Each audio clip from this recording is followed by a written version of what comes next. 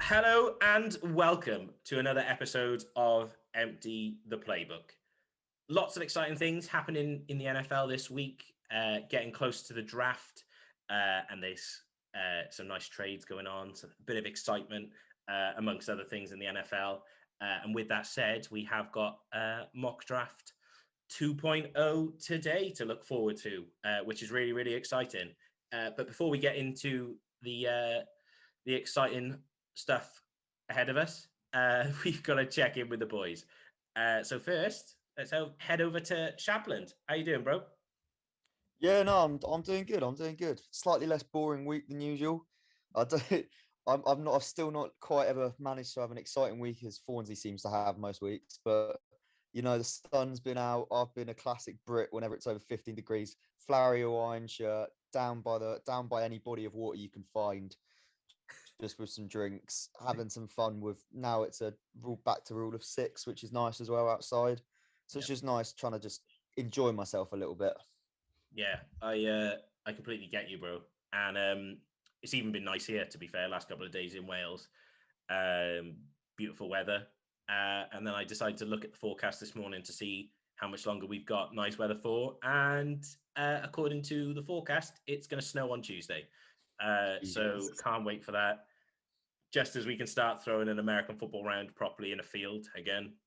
Not that you couldn't do that anyway, but, you know, the weather's nice enough that you can bing an American football about again. So, yeah, it's nice to have a nice bit of weather and get outside. But, yeah, cool. Thanks, chaps. Thornsy, what's going on? I'm good, thank you. Yeah, I've had a couple chill days, a chill couple of days. Just been out in the sun, trying not to get burning through bottles of Factor 50 like nothing. Thornsy's ginger, for those who don't know. Yeah, for those who don't know, imagine 2 milk bottle ice lollies and they're my legs. Yeah, other than that, I started watching ballet for the first time, which was quite cool. Oh, you just snuck that in after all that? Yeah. Snuck that in under the radar. Yeah, I mean, it's no big deal, I don't think. No, it isn't. You're absolutely right. But it's something that I don't think I've ever seen you or heard of you attend a ballet, bro. So it was news to me. That's why I was so shocked. Yeah. Well, I started listening to classical music whilst I revise or read or whatever.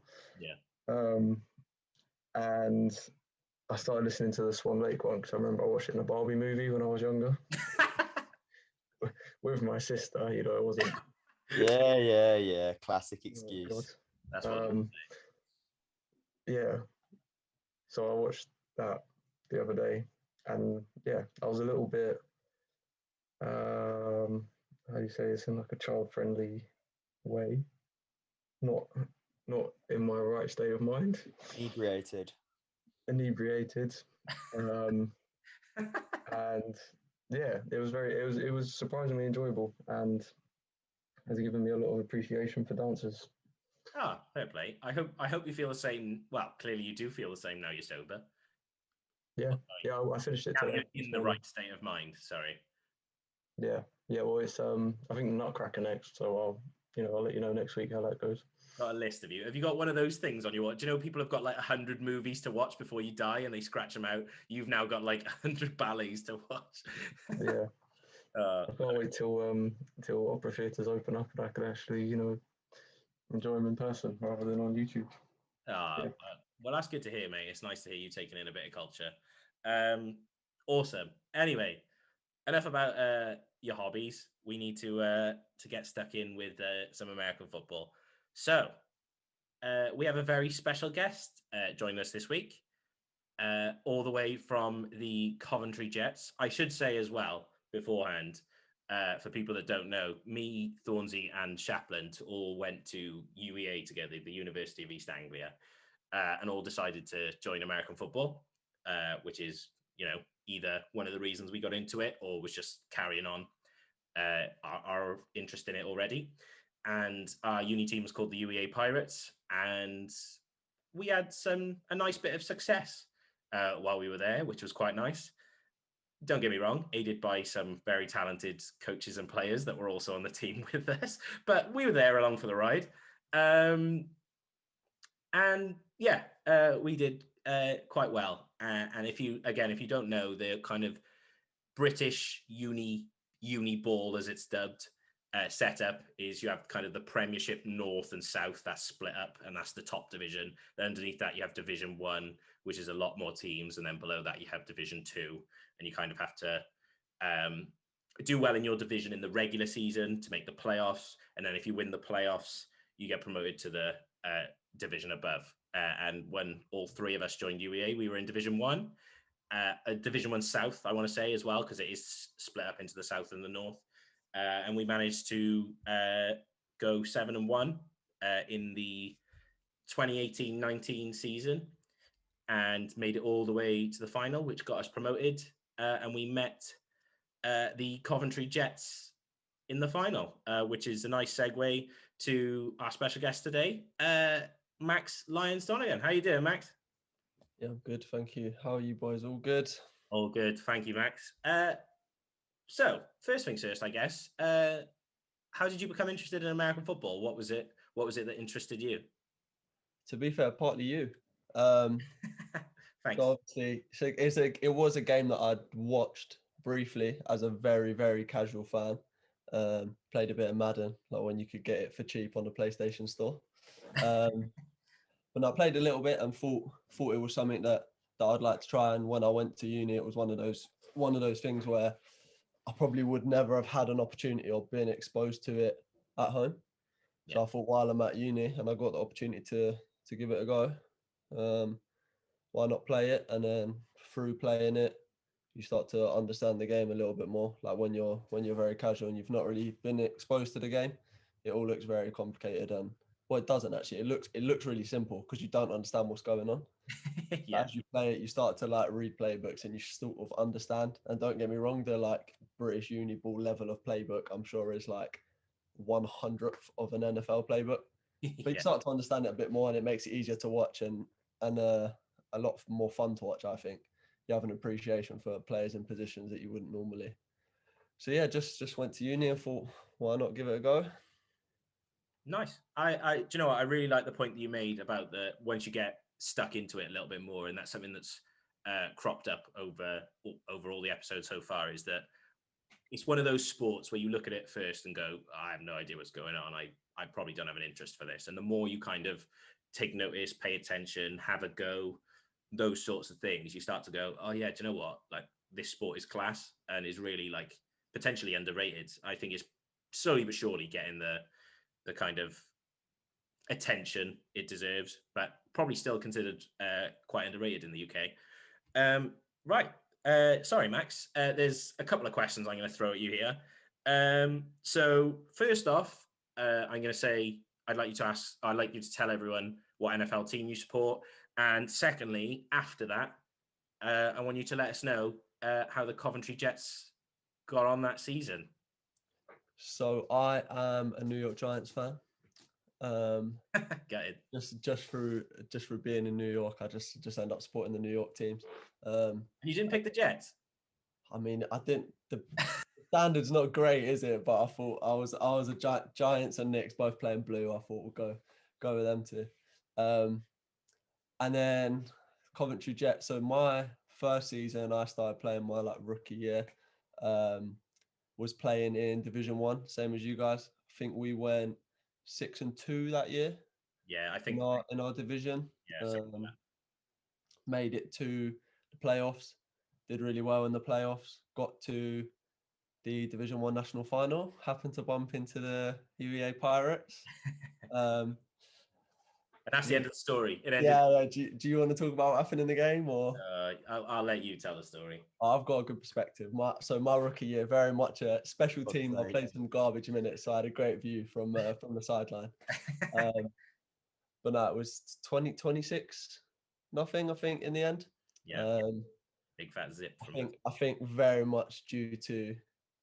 No, I don't want to just say that. I don't want to undermine the like our players' knowledge of the game, but the athleticism and just the size, strength, speed of our players definitely give us an upper hand. And I was quite lucky that my rookie year we had a team of guys who were all in their final year. Team GB running back, quarterback who went to the Canadian Football League Combine, a couple of other running backs who were probably good enough to be in that GB squad as well. But just some absolute monsters, some freak athletes. Yeah, you had them all over the park. I remember I got a concussion trying to cut block one of your D linemen on a rush. Yeah, which has got to be one of the worst injuries ever. If it's the D lineman I think you're talking about, he was a first year 18-year-old, just absolute. His thighs were bigger than my torso. Yeah, Arthur, absolute unit. Right. Yeah. I mean, less said about that final, the better. For us, it was a day of, I think, and we definitely had the coaches and the players to do well that day, but just kind of execution and things like that just didn't go through for us. And that may feel different from an outside perspective. I'm sure you haven't analysed everything that we did, Max, but anyone that watched that final may think it's other things. But for us, I think we kind of agree and know that we could have done a lot better that day, and just missed the couple of key things happened that just went against us, and didn't execute. But we kind of got our own back the following season. Both teams promoted to the Prem. Controversially, you promoted to the Prem North, even though Coventry is kind of like geographically not so north. Stitched up, should have been in the south, but whether it would have made a difference, who knows? Less travelling, that's for sure. Oh yeah, I'm glad we didn't have to go to Stirling. I didn't really fancy trips to Scotland. Yeah, no, we definitely kind of won in terms of like traveling, but also, and I mean saying this as a Welshman as well, we did have to go to pretty much Wales twice, because Bristol is not too far from the Welsh border. So and first taste of Premiership football was away in Swansea, where it was typically pouring down. But yeah, we managed to stay up in the Prem South, thanks to a 2-6 record. Arguably could have done even better, but things kind of again went our way. But yeah, I don't think it went as well for you guys in the Prem. I know you had kind of a tough draw with kind of a lot of vets leaving, and you had to kind of rush some guys in. But yeah, kind of like you said, you did get stitched up, really, didn't you? Being in the north with the traveling and whatnot. How was that season for you? Do you know, it was actually obviously it was up and down for me, because it was my second year, so I was a starter now, so I was playing. Yeah. And it was down because I don't want to say like because we was in the north that had anything to do with it, but the nature of Uniball, obviously you have players graduate, and we just so happened to have a batch of offensive players who were all unbelievable, all happened to graduate in the same year. Yeah. Because your program was quite small, wasn't it? It was only like 3-4 years old. Yeah. It can't have been long, because it was back-to-back promotions from Div 2 into Div 1 and Div 1 to the Prem. Yeah. But yeah, we had a really like good group of guys leave, especially on offense. Some really good defense players as well leave, but with that paired with some situations with the student union that meant we couldn't practice for a few weeks before having to play, and running an offense that was very much based on like timings. So if you don't get a few weeks to master those timings, especially for rookies or players that were like second, third string last year, it was a little bit, it was tough to get going. And then that paired with, you go play against unis that have got scholars, that have got like European players who go and play in the European leagues in the summer. So for me, it was good, because our offense struggled and our defense struggled at times, but I was on the pitch a lot. I was on the field a lot, which was great. You get to play, you wouldn't want to go all the way to Stirling from Coventry and not really get on the field. Yeah. But in the same breath, it meant you got beat up quite a lot. Yeah. I mean that's true across both sides of the ball. Speaking from Well, I say speaking from a defensive perspective. Obviously, I played defense, but I know the boys who both played offense as well had their fair share of cuts and bruises. And I think that step up from Div 1 to Prem, I'm not making excuses. I'm putting words in their mouths here, but I thoroughly enjoyed my entire Uniball experience, as I'm sure you guys did, whatever division we were in. And yeah, I'm sure we would, to kind of wrap up this conversation about Uniball, so we can get into the ins and outs of our mock draft. I'm sure we'd recommend that experience to anyone that wants to give it a go, because it was a decision I don't regret at all. Loved every second. But yeah, cool. Right, moving on from Uniball news or Uniball conversations, onto the real deal, the NFL. And there's been some exciting news this week. I won't get into too much, but I think there's some things that we've really got to discuss. First things first, Tampa moving mad. The first team since like 1976, something like that. 1970 somewhere. The first team since then to return all 22 offensive and defensive starters from the Super Bowl, which is ridiculous. The Bucs trying to run it back, and fair play to them. Why not? It worked, so I like it. Of course, something else that's been announced in the past few days, the NFL moving to a 17-game season as opposed to a 16-game season. It's going to be an 18-week season, so teams are still going to get their bye, but they're taking away one preseason game. So they're going down from 4 to 3 and making one of those weeks a regular season week. So it's still, the season's still the same length, but more of it is going to qualify as the regular season as opposed to the preseason, which I think is really, really interesting. I know Alvin Kamara is not happy, and I'm sure there's lots of guys that aren't happy, but I'm sure there's lots of guys that are buzzing with that and get to compete, and it's probably the guys lower down the depth chart that stand more of a chance of making an impact. So really, really interesting news, and really, really interesting to see how that'll impact. I can't remember if it's immediate. I think it is. I think it's for this upcoming season. Yeah, it is. I confirmed by the boys by some nods. So cool. So great. We get to see how that works straight away. And of course, probably the biggest news of the week is what turned out to be probably kind of like the NBA, a 3-team trade between the 49ers, Dolphins, and the Eagles. In the end, the 49ers receiving the 3rd overall pick this year, the Dolphins receiving the 6th overall pick from Philly, a 5th round pick this year from Philly, a 1st and a 3rd round pick from San Francisco for next year, and a 2023 1st round pick from San Francisco. And then the Eagles receiving the 12th overall pick this year, a 4th round pick this year from Miami, and then Miami's 1st round pick next year. So lots of pieces moving around. The 49ers moving up 9 spots. And I'm sure we'll get into that in a second for who we think they're going to take. A brief news this week, but that's the news. Boys, who wants to get stuck into the news? Yeah, I want to start with the trade you finished on, and I just want to say I just don't understand it from a 49ers perspective. Like, honestly, because they're picking 3rd now. Like, yeah, you're a top 3, but if for those who follow Empty the Playbook on Instagram, you'd have seen the QB selected when trading up into the top 3, and it has not been good. None of them have really produced that much. And I'm thinking, you're looking at the teams above them. You've got Jacksonville, who are definitely going to draft a quarterback, the Jets, who are probably going to trade or draft a quarterback, and whoever they trade to will draft a quarterback. So you sat there like, you've given up 3 first-round picks to take the 3rd choice QB. Well, this is obviously me making the assumption that they're drafting a QB, but you wouldn't move up. You wouldn't pay your sort of give your left leg for that if you weren't going to take a franchise QB. So I'm just bemused. Like, they've given up so much to get the 3rd choice QB.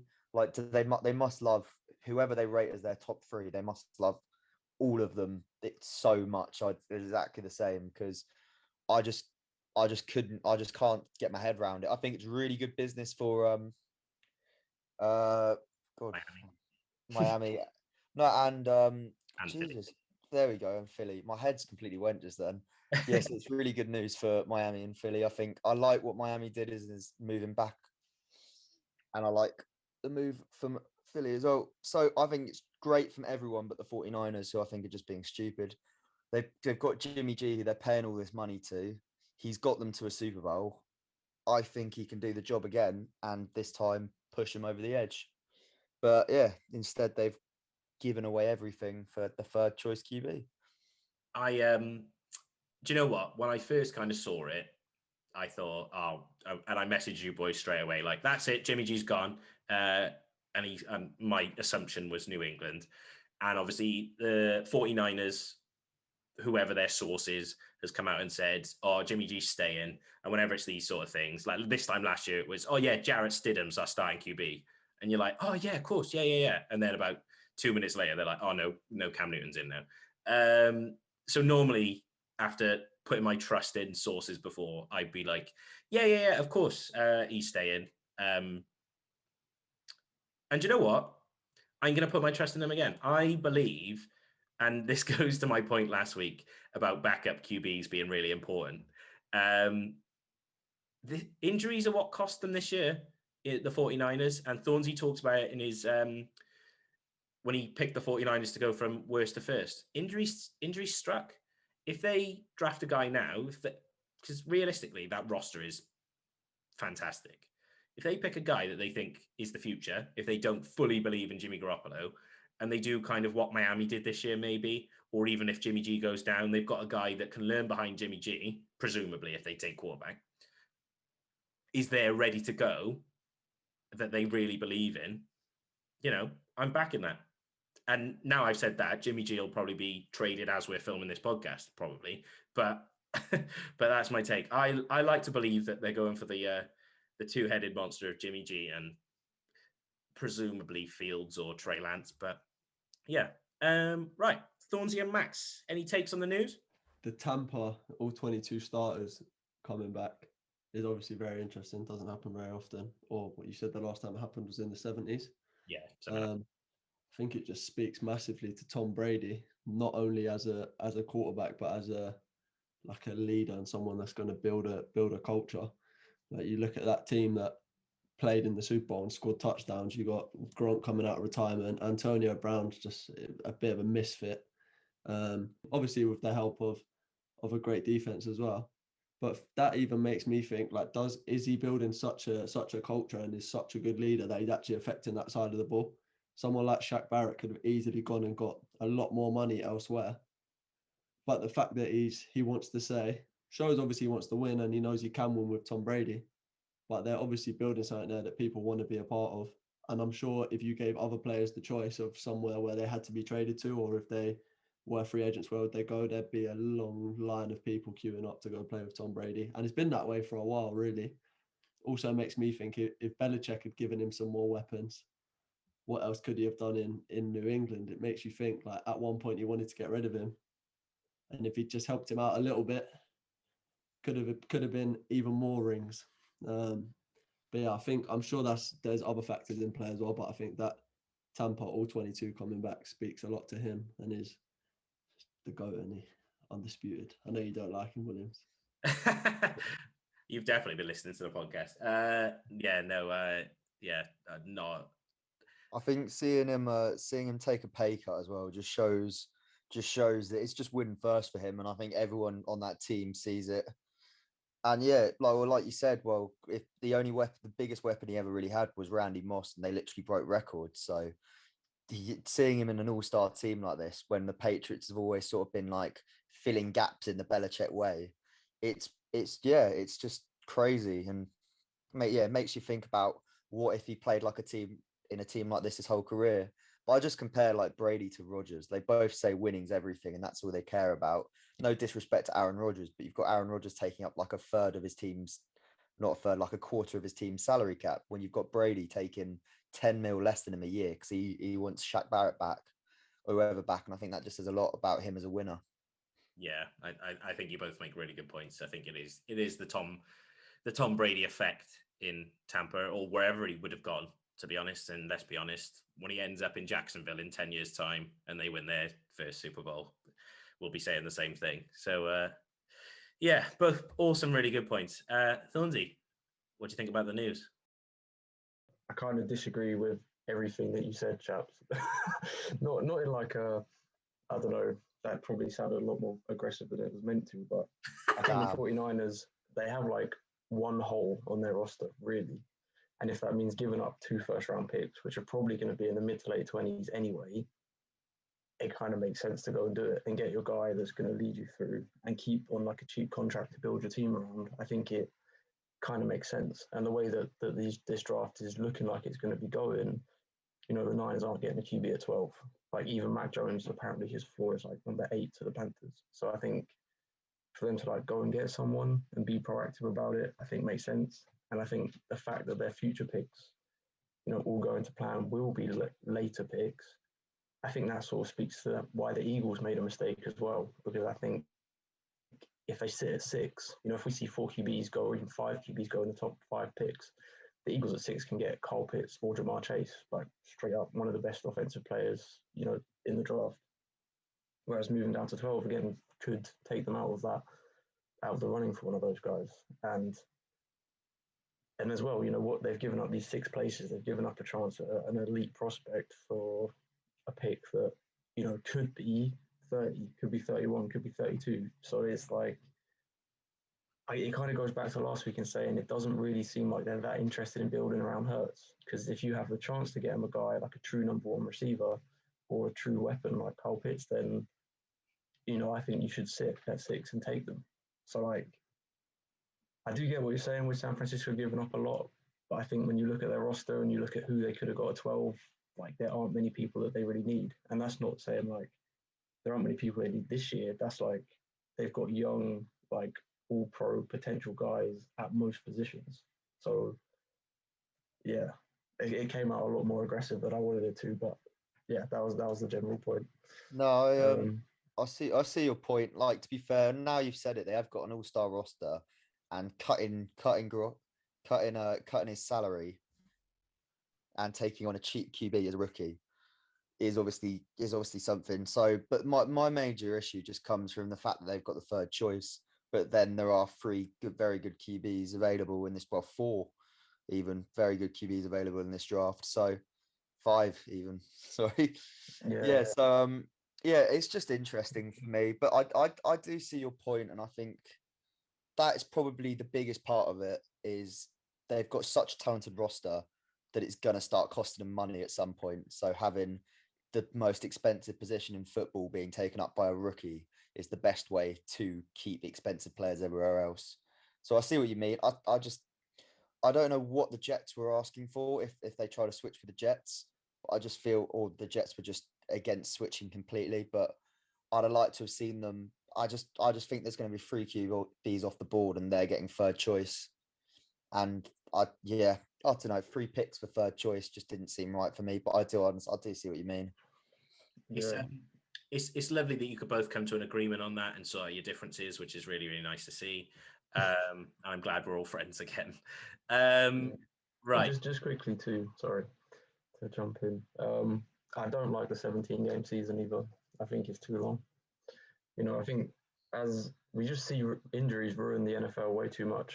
And I think that if you put one more game onto a player's plate, it's like, oh, well, we're just going to see more injuries and see guys like sitting out more games, and it'll become like the NBA where players take rest games because they don't want to like play too long. And I think as well, 4 preseason games is good because it gives people a chance to evaluate rookies and evaluate undrafted guys. And like Dak Prescott made a name for himself in the preseason. That's where he became a starter.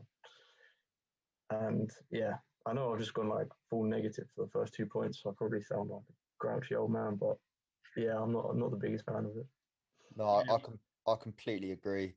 The 17-game season is about one thing and one thing only, and that's money.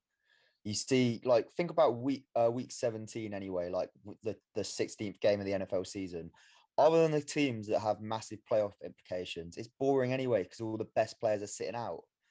But you don't have that. Like in fantasy, doesn't even include it as a week in a lot of leagues because it's because why would you when most players are sitting out? And I completely agree. It's just been done because they want money. Yeah, thanks. There's a nice couple of points to finish off there, boys. Sorry, that probably sounded blunt as well. Just trying to get trying to find my way in. Yeah, a couple of nice points, which kind of tie it all together quite nicely, really. You talk about kind of week 16, week 17, and the implications that has of resting guys ready for the playoffs and different things like that. Or week 16 this year got the Eagles an extra first-round pick.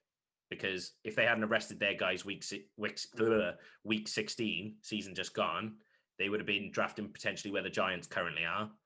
And so they go up to 6, trade back, get a first-round pick next year. So swings and roundabouts with that.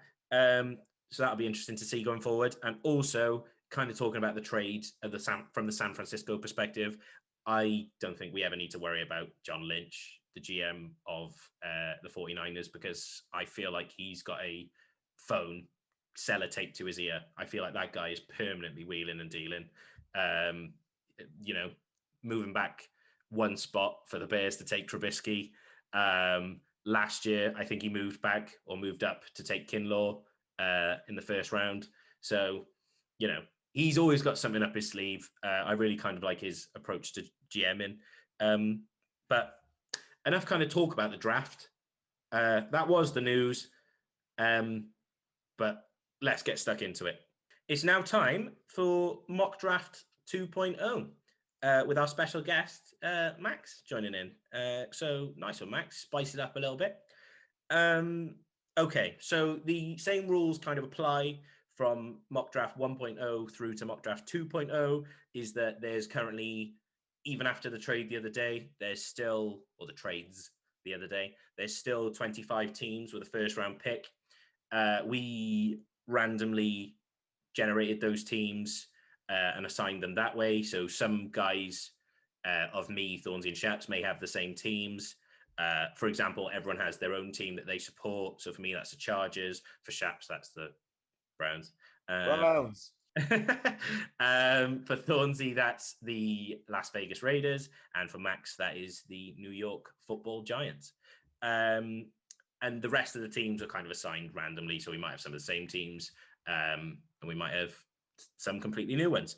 There are no trades just yet. Maybe we'll add that in. I know we talked about potentially doing it this time, but we've left it out again because the NFL in real life has done that for us and made it exciting. So we don't need to mess with that. And it's all live. So as we record this, if someone nicks your pick, someone steals who you're going to take, tough. Like, deal with it. And you got to think on the spot about who you're going to take. Great. So with all that being said, let's get stuck into it. And in the words of our Lord and Savior, Roger Goodell, the Jacksonville Jaguars are on the clock. And I think that's me. Well, I don't think that's me. It is me. I don't know why I was trying to build suspense there. Right. I'm not going to waste your time. This pick has been locked in for the last 3 years. The Jaguars take quarterback Trevor Lawrence out of Clemson with the number 1 overall pick. Cool. Number 2. I'm not even going to bother talking about your pick because it is boring. To be fair, I'm just going to do boring as well. Zach Wilson at BYU.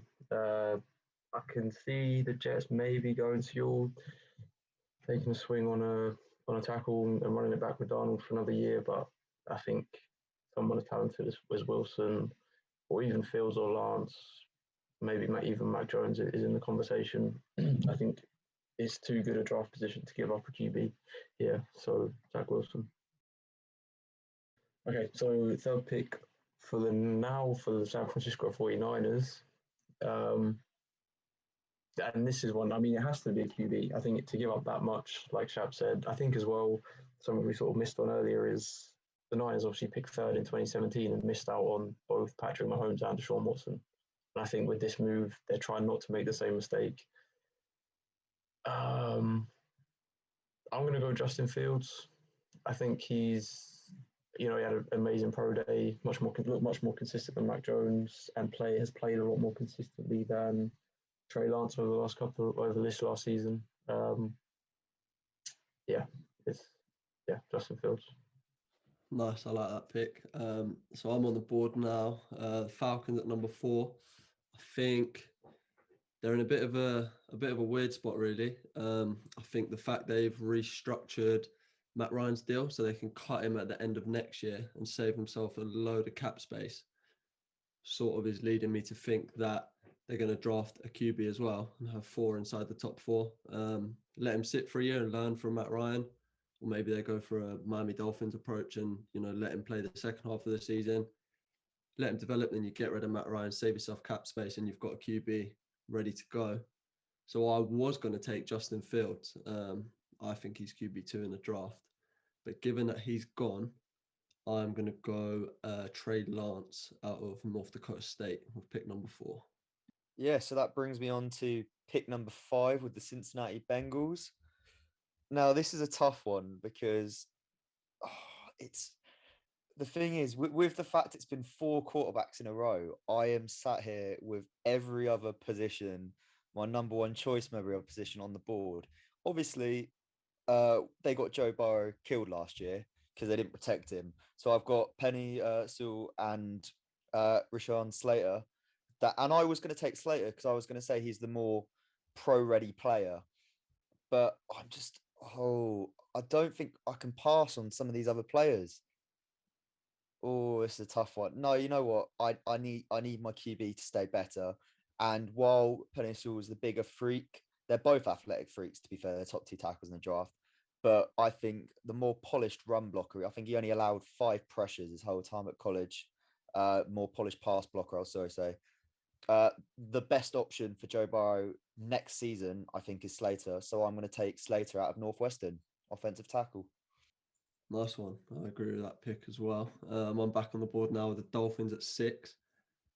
I think, like we mentioned in the news earlier, they've done really well to trade back to 6 and sort of get some more draft capital for the future. I think almost everyone would agree they're going to go for one of these receivers. I think receiver 1, 2, 3 on the board still are pretty much just, they're all almost as good as each other. And everyone will sort of disagree on who's the number 1 is going to be. And I think the Dolphins would have picked them at 3 or at 6. They've done well to move back, get some more future picks and still be able to take the player they want. I think just for that Alabama chemistry, having played together before, it's going to be Devontae Smith or Jalen Waddle. I think Jalen Waddle is probably slightly more athletic and potentially got more upside if they can polish him off. But as a sort of plug and play wide receiver 1, I'm going to go Devontae Smith out of Alabama with pick 6. I'm on the board again, pick 7 with the Lions. The Lions, again, a bit of a weird situation with the big trade they made in the summer. I think given that, to be honest, they stink everywhere. So they could go so many different positions here. I don't think they'll go corner, after taking Jeff Okuda so high last year. I think it basically comes down to, do you either give Jared Goff a bit more protection or do you give him another weapon to throw to? And I think given that the free agency they had and the players they lost, like Kenny Golladay obviously being the main one, it's going to have to be another weapon. I would be tempted to go Kyle Pitts, but again, given that they took TJ Hawkinson so high the year before last, I think it's going to have to be another receiver. And this time I'm going to go Jamar Chase of LSU with pick 7. Lovely. I'm on the clock now with my first pick that I've actually had to use my brain for after the number 1 overall pick. I got the 8th pick with the Carolina Panthers. There's some interesting things here because you probably don't realize, I really like the Panthers roster. There's some positions in the Panthers roster that are like in really good shape. I quite like their 1 and 2 receiver at the minute, obviously running back. I like what they've got up front, Brian Burns, Derek Brown, Gross Matos, if he comes through. there's lots of different bits that I really, really like. And I think they've almost drawn the short straw of being in that division with the Saints, who may fall off now this season, and obviously the reigning Super Bowl champions, but they may be a QB away from competing. So it's not going to be this year that they take the QB if they're going to do that. I'm not going to, what I feel is a reach. And you all look really disappointed that I, because you all thought I was going to take Mack Jones there. I'm not taking Mack Jones. I think that's too much of a reach for me. I don't know. Yeah, I just don't like it this high anyway. I think Mack Jones definitely has upside, but I'm not taking him at 8. I want to give Bridgewater a couple more weapons so that if there is an heir apparent, he's got all the weapons in place to come in and succeed straight away. So with the 8th pick, I'm giving him another offensive weapon, and that's going to be Kyle Pitts, the tight end from Florida. Yeah, so it's now me at pick number 9 with the Denver Broncos. I want to say first, I'm a bit annoyed that you took Pitts, because Pitts is someone I love. Wasn't necessarily someone I was looking at for the Broncos, but the fact that he's sliding this far was, well, I say sliding, taking 8. I think he's one of the best tight ends catching wise we're going to see in a while.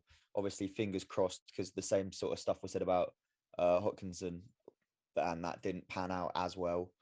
But he's still young. But anyway, so I'm on the board with Denver, and I'm looking at the board. There's not been one defensive player drafted. I've got my number one. I can choose the best defensive player in the draft, and I'm going to do it. I'm going to take Mike Parsons out of Penn State, because he's the best. He's the best defensive player in the draft, in my opinion. The Broncos defense needs playmakers. I just think Parsons gives them just an extra weapon, and he's the best player available. And that's always a good way to draft, in my opinion. Right, it's now back to back with me, and I'm on the board with the Cowboys. And again, there's too many good players available. I can't make up my mind, but this is tough. I should take corner. They need a corner. They need better corners. But I got Peninsul still left on the board, and to get him at number 10, I think would be a great addition to the team. I think Thornsy said it last mock draft that they needed more depth on the offensive line, and someone who's a bit rough around the edges. So you could potentially need a little bit longer to sort of adjust to NFL play. He's a physical freak. I like it, because if he can sit for half a year, wouldn't even have to be a whole year, sit for half a year, learn the NFL a bit better, play some reps here and there, he could become one of he has the athleticism to become the best tackle in football. So I think drafting him here is a smart choice, not necessarily one that's going to make many splashes, but I just can't see him slide any further than this. Right, I'm back on the board at 11 with the Giants. I think this is a good spot for the Giants, to be fair, and I'm actually gutted Micah Parsons has already gone, because I think, similar to what was said about the Broncos, we're missing that big time playmaker in the front 7, and I think he would have fit in well. So if he does fall in the actual draft, I'll be buzzing. But I think the question now becomes, do you give Daniel Jones another weapon to throw to? I think this is a big make or break year for Daniel Jones. Or do you put someone in there to protect him? And I actually think he should have more than enough weapons now to throw to. Signing Kenny Golladay, signing Carl Rudolph, who hopefully is going to come back from injury and be the player he has been. And even John Ross, he's been a bit of a bust so far, but just with his freakish speed, has got the potential to be a great weapon deep. I actually think we need to shore up the O-line. Andrew Thomas and Matt Pert showed potential this year that they take another step next year, could be great tackles for the future. And I think losing Zietler, the guard, this year was tough on the Giants. They signed Zach Fulton, who I'm not sure is the answer long term. So I'm actually going to go for probably the best, I think definitely the best guard in the draft, who definitely has flexibility to play tackle if needed. So I'm going to take Elijah Vera Tucker out of USC with pick 11. Yeah, I like that pick. I spoke about the Giants last week, and I think that the interior of the O-line is a question mark. And they have said they're going to go younger, but I think really protecting Jones is best possible option. Also, Pro Football Focus have completely underrated him because he's like 34 on their mock draft thing, which is stupid. So yeah, for the Eagles, I think this sort of plays out exactly as they would have wanted it to, and the way that they had imagined. Both Patrick Surtain, and Jalen Waddle both still available here at number 12. I think they've got to go with Waddle, really. You look at their receiving core. Again, spoke about it a little bit last week, and they're still lacking that number one guy. And I think Waddle has, everything in his locker to become a new Tyreek Hill type player. So it makes too much sense. Lovely. I'm on the clock at 13 now with your LA Chargers. I have kind of been fed up over the past couple of seasons of people going, "Oh, the LA Chargers have got like a playoff ready roster, and there's not that many holes in it." And this may be coming from a biased position where I'm obviously a fan. The needs I've got are tackle, guard, wide receiver 3, tight end, corner, safety, interior defense, interior D line. So like basically the whole team. And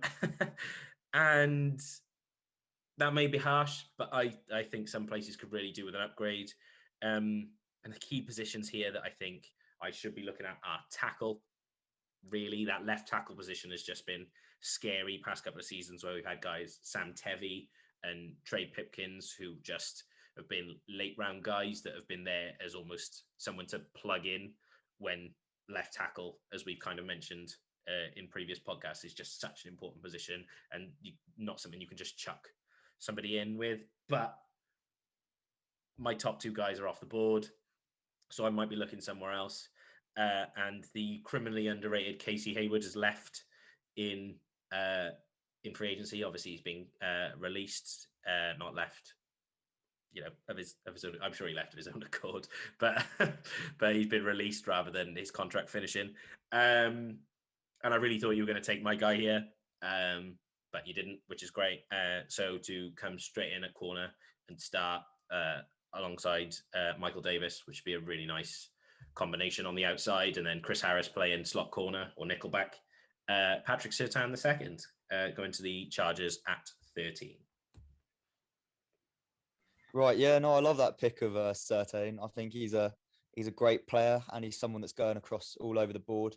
So yeah, it's nice to see him go to someone like the Chargers, where I think he'll have a lot of success. But my pick, I'm now at number 14 with the Vikings, and I'm a bit annoyed. There's no edge threats that I really want to draft here, and obviously that's an area of need. I'm seeing there's some good corners left on the board, but I'm not fancying a corner that much. So then I've got Moyrig sat here, my number one safety by a country mile on the board. He can play in a 2 high. He can play free safety. He can play down at the line. I think he's a really terrific talent. It's Moyrig for me.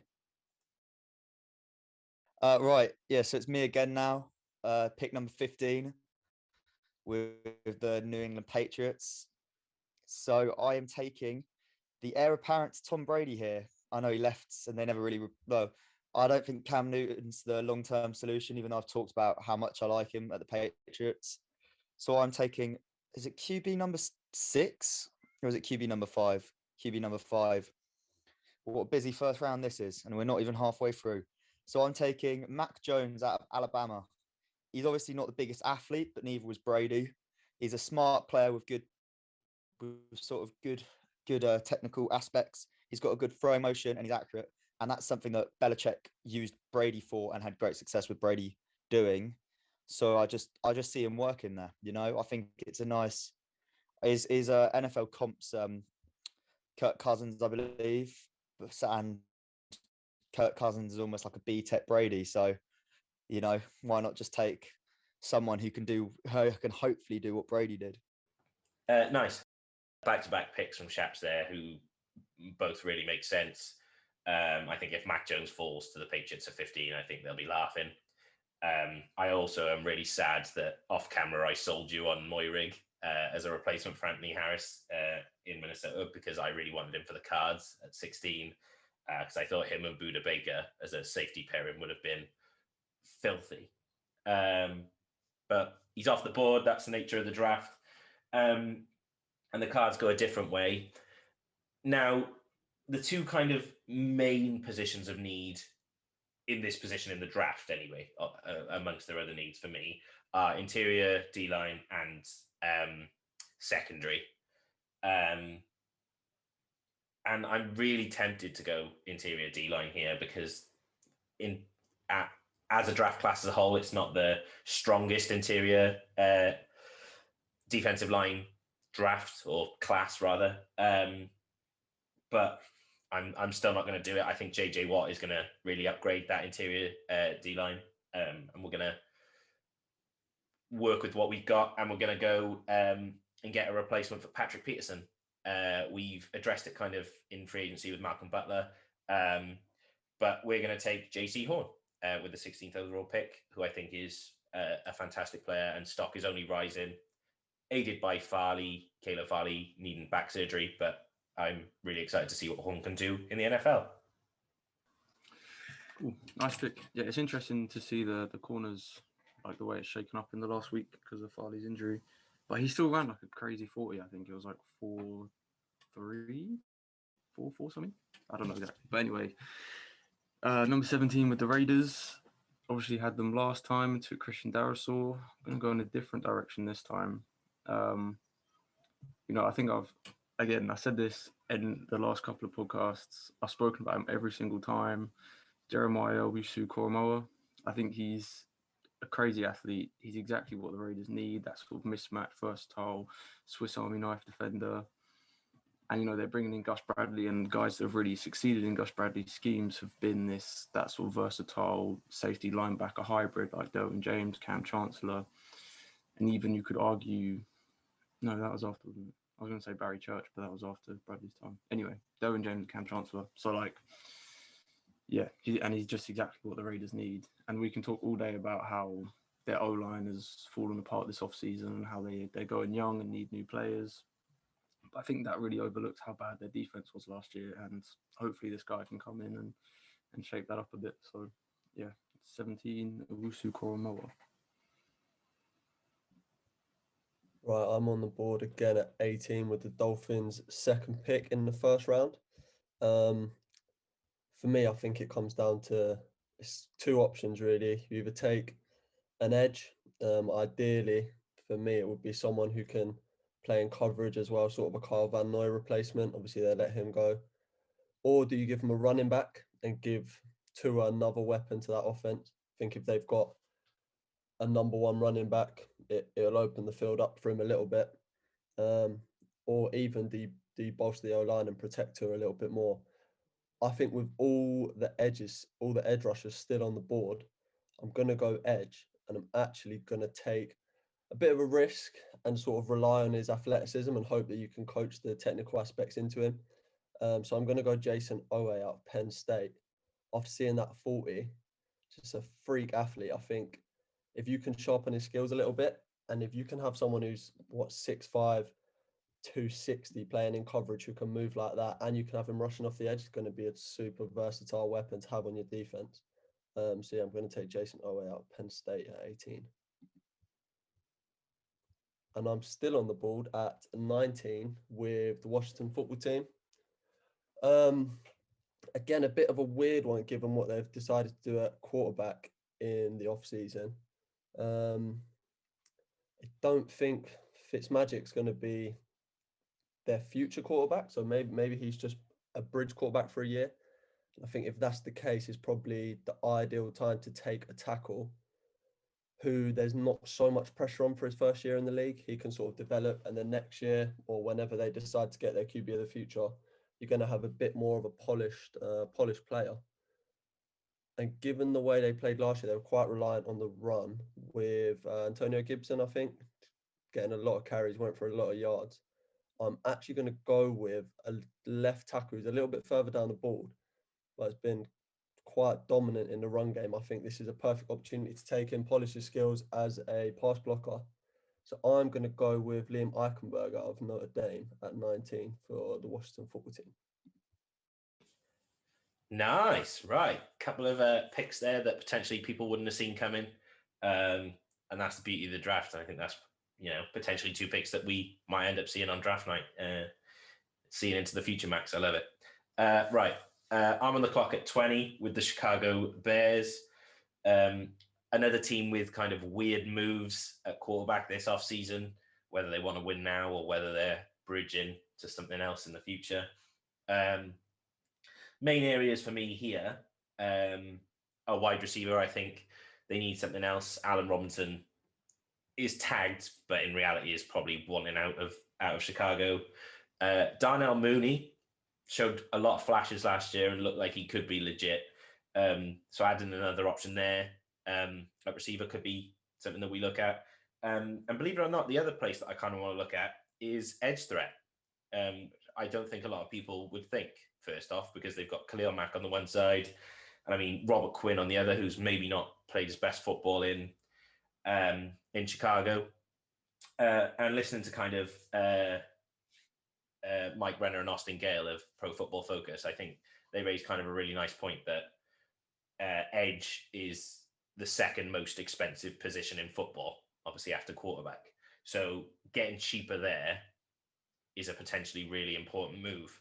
And I think someone that is just a freak athlete and can come in and help that kind of three front, or if they want to potentially move him back into that outside linebacker role, I think he, with coaching, can do it. So we're going to take Kwity Paye, edge rusher out of Michigan, to help our edge rush and just become unbeatable up front.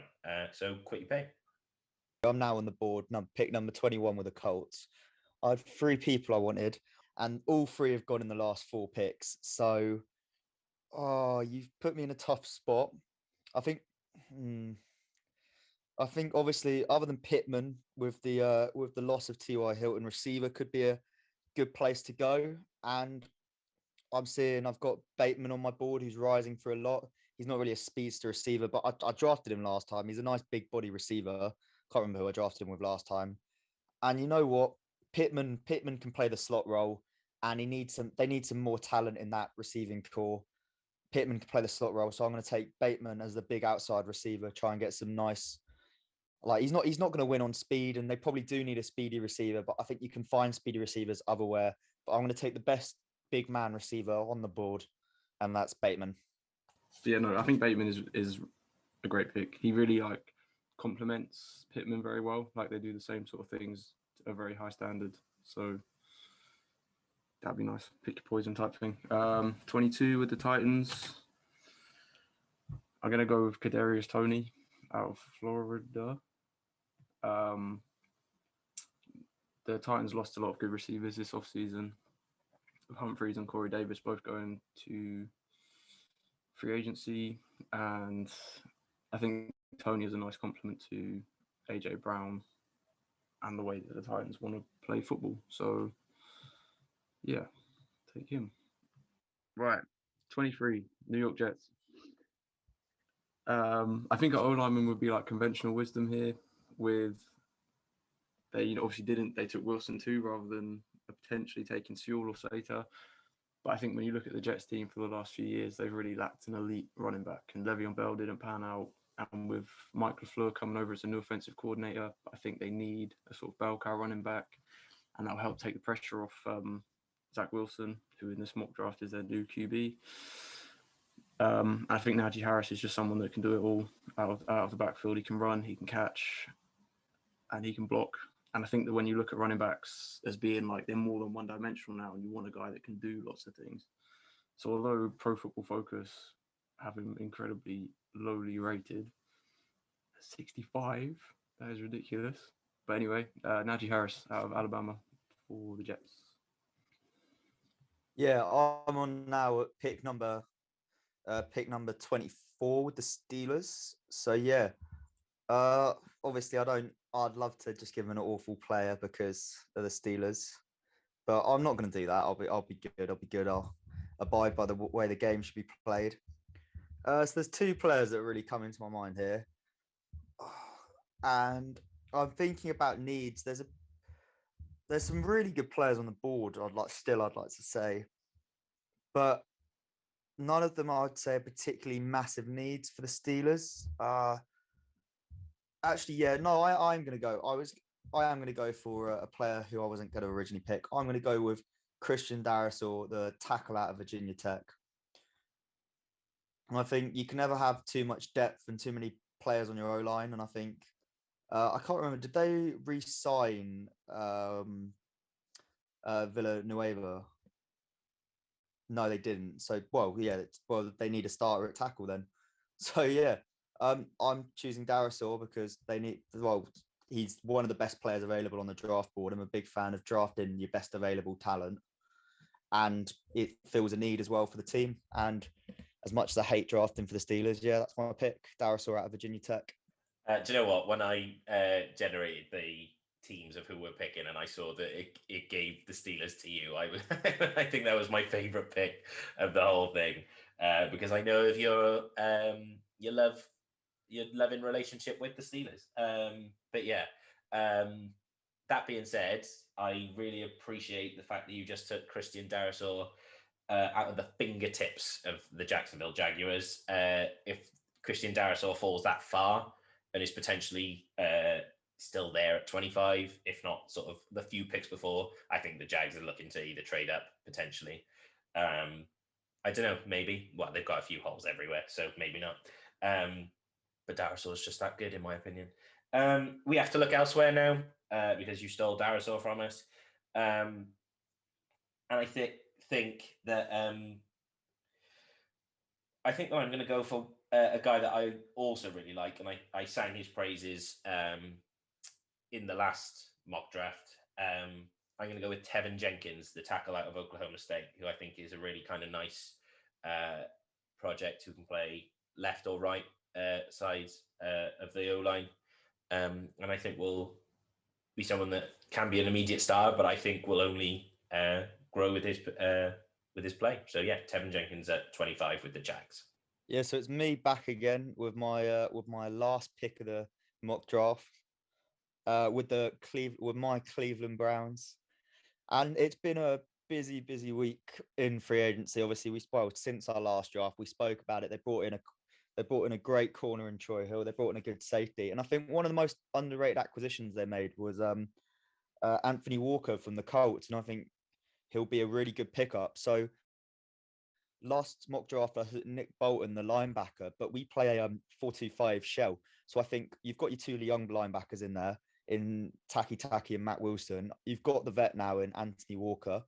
I don't think it's the biggest need anymore, as much as that pains me to say, because I do like seeing Nick Bolton on the board again here, and he is someone I like.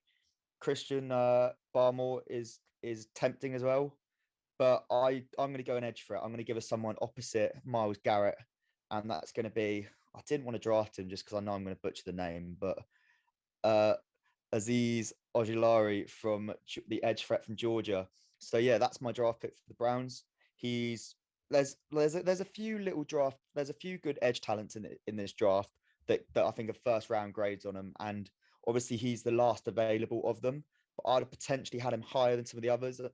I think Quitty Payne and OA are also great players, but of the three, I'd be happy with any of them down at the Browns, really. So the fact that he's here, I'm just going to go with him. So I'm going to take Ojulari. So I'm back on the board with the Ravens now at pick 27. I think in the last mock draft, you guys drafted a receiver, right, to give Lamar Jackson some more weapons. I think with all the top receivers gone, there's a few receivers you could take, but I think a lot of them will still be available later on in the draft for the Ravens to pick up. And I think with Jalen Phillips still being available, I thought he would have been one of the first edge rushers to go. I think they've let Matt Judon go. Jalen Phillips on the board, big body edge rusher who has experience playing out in coverage. He can rush from the interior. I think with him and Patrick Queen at the second level, their defense is going to look really, really good. So I'm going to take Jalen Phillips out of Miami, pick 27. Yeah, I think that makes a lot of sense. It is a deep receiver class this year, which is awesome. obviously one of the most exciting positions in football. So that's really, really cool. And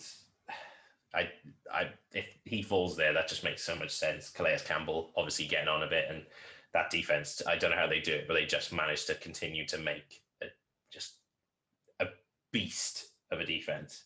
So I really, really like that pick. Not one I would have thought of straight away, but again, kind of makes sense. So nice.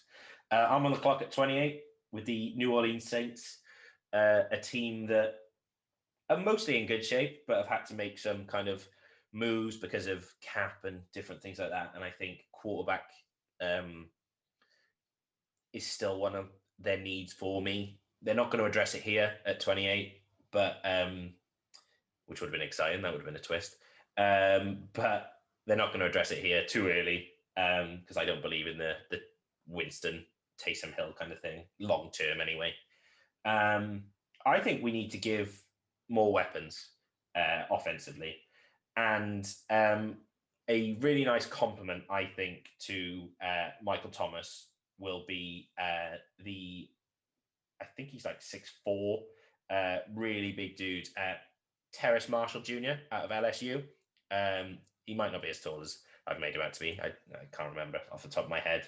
But I really like his play, and his stock is his draft stock is one that's rising. I think he'd be a really nice compliment to Michael Thomas, to a receiving core that doesn't have as many bits as you think it does. So I think they kind of need to address that position and make sure that offense keeps rolling without Drew Brees now. So yeah, Terrace Marshall Jr. at 28 for the Saints. Cool. That brings me on the clock, number 29 for the Packers. And I mean, unfortunately, I will follow the trend of not giving Aaron Rodgers a receiver. But I think, the big problem for the Packers in the NFC Championship game was the secondary. And I think the guys they've got and the talent they have can allow them to be a little bit patient with who they pick up. And with Caleb Farley still on the board at number 29, I mean, it's a bit of a dream scenario for the Packers, really. They might be concerned with his injury history, but I think it's too good of a prospect, and his potential is too high to pass up. And with a glaring need at cornerback, it makes too much sense. So, yeah, Farley. I'm on the board now of my last pick, pick 30 for the Bills, who obviously had a great season. There's not too many gaps on their roster, I don't think. I think that maybe you have a bell cow running back to that offense, spread the floor a little bit for Josh Allen, who we know can sling it, and we know can definitely move on his feet as well. There's a few corners still available. They could definitely do with a corner. Greg Newsome II looks quite tempting, but I'm actually going to give them Travis Etienne, who's a running back who can play 3 downs. Bell cow running back, I think that'll spread the floor, give Josh Allen some more space, give defenses a little bit more to worry about other than just Stephon Diggs. So Travis Etienne out of Clemson will pick 30. Nice, cool. I like that. I think there's one of the positions that maybe the Bills kind of weren't sure on at the end of last season. They kind of had Devin Singletary, who fell off. Zach Moss started to become kind of that third down back or that goal line kind of player, which was great for my fantasy team because it equaled touchdowns, and I love it. But yeah, no, I like the addition of Travis Etienne. I think that gives them something else, which is really, really cool. Right, I'm on the clock at 31 with the Chiefs. Not going to waste too much of your time here. I have got this pick on lock, I think, and I think this is generally what will happen if he's still there at 31. The Chiefs are going to take tackle Sam Cosmi out of where is he out of? Texas. I couldn't remember whether it's Texas or Tennessee. Sorry, apologies, Sam. Like I know him personally. Played on a lot of like kind of screens and pass playing downs. So be used to kind of jumping into a Patrick Mahomes style offense. And his measurables are really, really good. He just looks like a freak athlete. So that it's on lock. Sam Cosmi going 31 to the Chiefs. Sweet. I had a horrible moment there where I thought you were going to take my player. It was not nice. I know how Shaps felt now. Again, I don't know if I'm stuck in last week or if these players really do suck, but Gregory Rousseau still there at 32. You know, the Bucks, we spoke about it earlier, they have all 22 of their starters coming back. But I think Pierre-Paul's getting on a little bit. He didn't play like it last year, but, you know, you never know when the age bug is going to strike in the NFL. And Rousseau, you know, he may need a year or two to sort of get back into game fitness and to get that, like, readjust to playing, especially at a higher level. But I think this is really a kind of a perfect position to him to fall in. You know, he can come, he can learn from Shaq Barrett, he can learn from Pierre-Paul. He doesn't have that pressure of being the number one guy. And, you know, if it does pan out and if he does become the superstar that he could be, then, you know, he gives Tampa Bay that 1-2 punch that they had and that sort of led them through the playoffs last year for the next 5 years. So I think it makes a lot of sense. And the Bucks, you know, there's not many holes on this roster. So they have that luxury of taking a guy that they can develop a little bit. And in this instance, it's Rousseau. So 32 with the Bucks, Gregory Rousseau. And that is the end of the first round. Great. Thank you, gentlemen. Really, really nice. I think it's really, really, really interesting with the Bucks at the end. 32 is such a weird pick, whether you want to sort of trade down out of it or keep it or whatever. And I think it'll be interesting to see what the Bucks eventually do, because obviously last year the Chiefs fell into the trap of, our roster's perfect, we don't have hardly any holes. And they took Edwards-Helaire, who, don't get me wrong, wasn't a bust, played very, very well. But now skip forward 12 months and it's, the Chiefs have like tackle, linebacker, edge, maybe corner, like positions all over the field, whereas a year ago they looked perfect.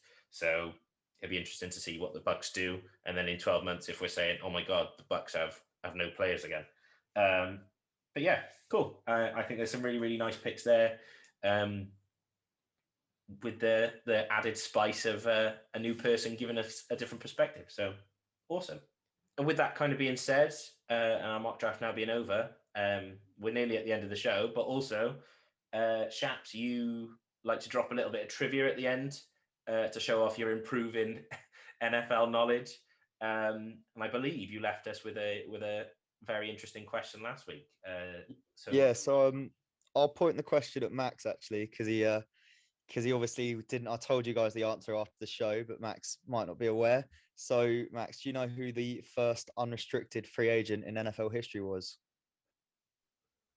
It was Reggie White. It was indeed correct. As if. Either you've been listening. Well, to be fair, I did say at the time. Yeah. So I've got another one for everyone. And I'm not actually going to tell you guys the answer. I don't tell you guys anyway, but I'm not going to tell Dan or Thornsy the answer. I'm going to let them wait it out. And my question is, which is the most recent player to crack the top 5 of interception returns for touchdowns in NFL history across their whole career? Which is the most recent player to crack the top 5 in that list? So, for instance, I'll give you number 1 is Rod Woodson on 12. So there's been a player that's recently cracked into the list in the last few years or so, and they're no longer playing. Their last game was in 2019. I'll give you that clue as well. But yeah, so I'm going to leave it at that, and that's the question for you for next week. Lovely, thanks, Shaps. Interesting question. Definitely one that's got me thinking. We'll have a couple of guesses off air, but obviously don't want to give anything away to the listeners who may want to have a go at home. Great, cool. Very interesting episode. Obviously, doing our mock draft, but also talking about our experiences of Uniball, which I'm sure in future episodes we'll get into even more. But yeah, really, really exciting time. So first things first, we got to say thank you to our special guest. Thanks for joining us, Max. No problem. Thanks for having me. Always, mate. Yeah, you're welcome back anytime. Nice one, boys. Right, Shaps, have a good week, bro. Thank you very much. Yourself as well. Thank you very much. And Thornsy, don't do anything stupid this week. Actually do, and then come back and tell us. I'll never do anything stupid. Thank you for having me, and I'm looking forward to next week. Lovely. Thanks, Thorns. I don't know if I believe what you just said, but we'll see you next week. Thanks everyone for listening. yeah, we'll catch you soon.